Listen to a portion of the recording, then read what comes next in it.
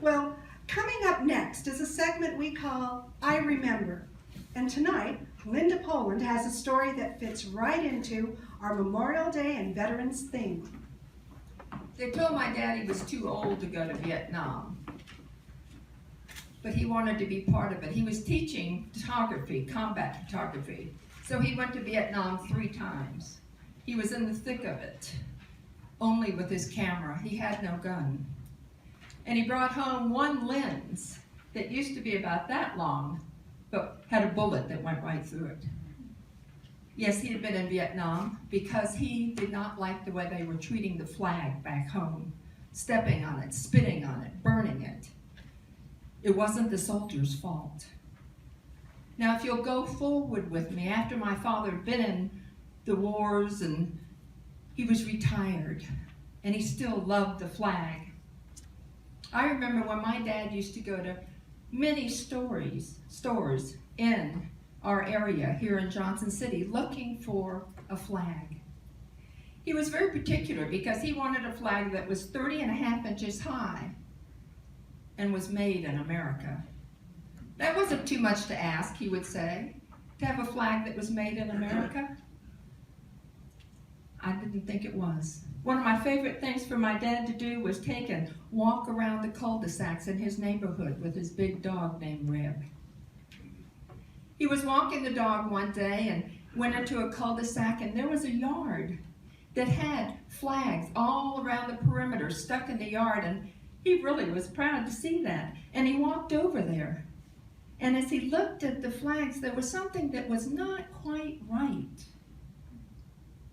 So he bent down and plucked one of those flags up out of the ground and was holding it in his hand when the front door of the house swung open and a man came bounding out to him and said, "What are you doing?" And my dad flashed him one of his Tennessee Ernie Ford smiles and said, "I'm just admiring your yard. You're very patriotic, aren't you?" And the man just beamed. He was completely disarmed by that smile. My dad held the flag in his hand and rolled it back and forth and looked at the man and said, "There's only 47 stars on this and 12 stripes." The man looked puzzled, and that's when my dad realized that he didn't know the correct configuration of the American flag.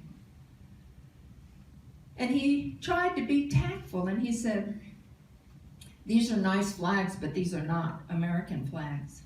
And the man got very defensive and said, "Sure they are. I bought them right down the road at the big box store.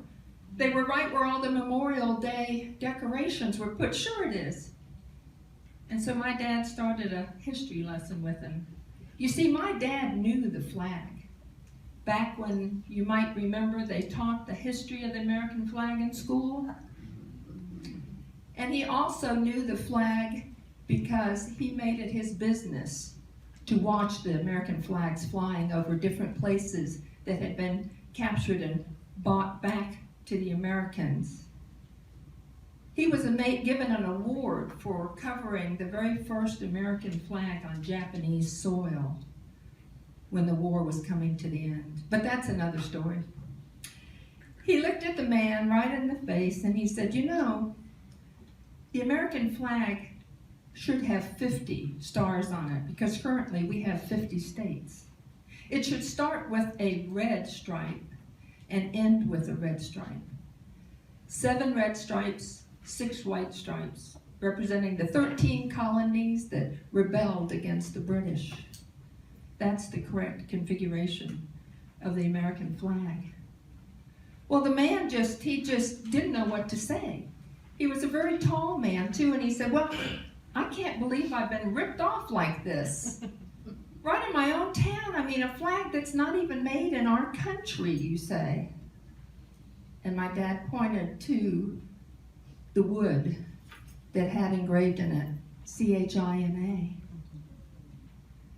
The man was just furious, and he said, "I don't know what to do." And my dad said, "Well, I believe in standing up and telling people if something's not right." And the man said, "That's what I'll do. I'll take these flags back to the big box place and tell them that they misrepresented me." And my dad smiled. And he said, that's a good thing. Don't just be upset when you think you're being ripped off. Check it out. Because you know, all of us old codgers are disappearing at a very rapid rate. And pretty soon there won't be any of us left to tell you that you're being sold a fake. So make it your own business to check out things and make sure they're right. And remember this Memorial Day, all of you veterans and all of you families that made such sacrifices, that this is a very special day, more than a picnic. God bless you. Thank you.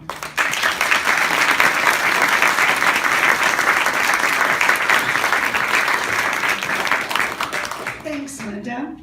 This just shows how important one little moment, one little gesture can be.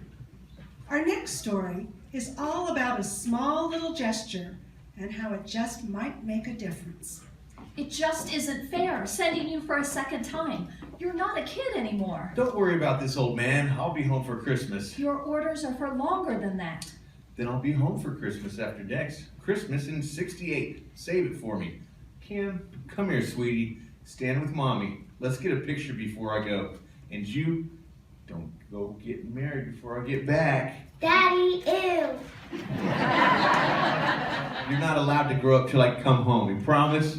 Promise. Wait, what if I lose a tooth like last night? Well, maybe a few teeth. Don't want you to miss out on the tooth fairy, but no molars. And you, don't you change a bit. Stay just like this and stand right here when I come home, and we'll start up again exactly here. We won't be able to start right here. Too much will change. The next time we're together, we'll have a bigger family after this baby is born. They're here. Come on, Pumpkin, and you save Christmas for me. Promise? Promise. I promise too, Daddy. I gotta go. I'll be home for Christmas. Promise me you will? That was my family. My dad didn't keep his promise. He spent 2 more Christmases away in 67 and 68. He was in Kim Nhan, Vietnam. Around November of 67, a refrigerated ship pulled into port.